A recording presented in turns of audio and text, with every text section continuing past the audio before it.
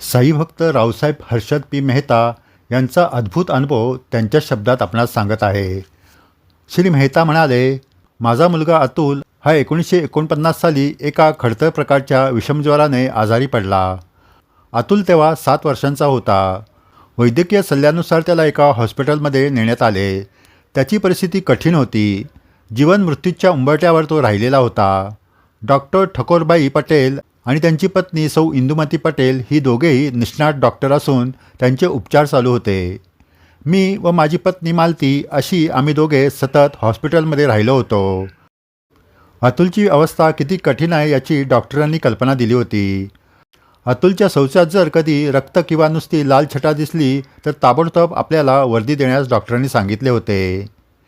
एके दिवशी संध्याकाळी आम्ही अतुलच्या शेजारी बसलो असताना अतुलने केलेल्या शौचामध्ये लाल भडक रक्त आम्हाला आढळले.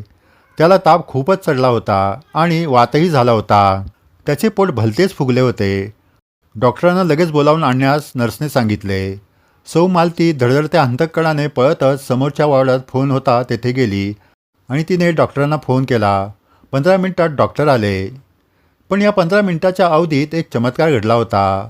अतुलच्या प्रकृतीत एकदम सुधारणा दिसून येऊ लागली होती. त्याचे फुगलेले पोट पातळ होऊन स्वाभाविक आकाराचे झाले होते.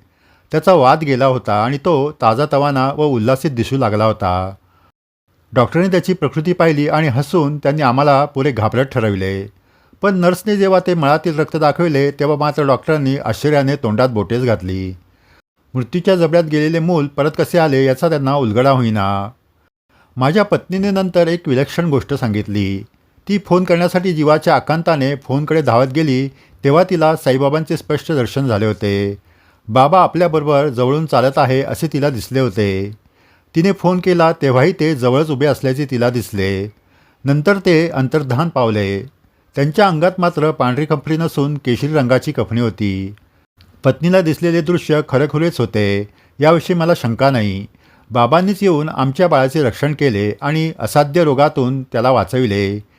या प्रसंगानंतर अतुल थोड्याच दिवसात पूर्ण बरा झाला. यापुढेही आपणास असेच अद्भुत साई अनुभव सांगण्यात येतील. आपण जर हे श्री साई सागर मराठी चॅनल सबस्क्राईब केले नसेल तर जरूर करावे आणि व्हिडिओ शेअर करावा. जय साईराम.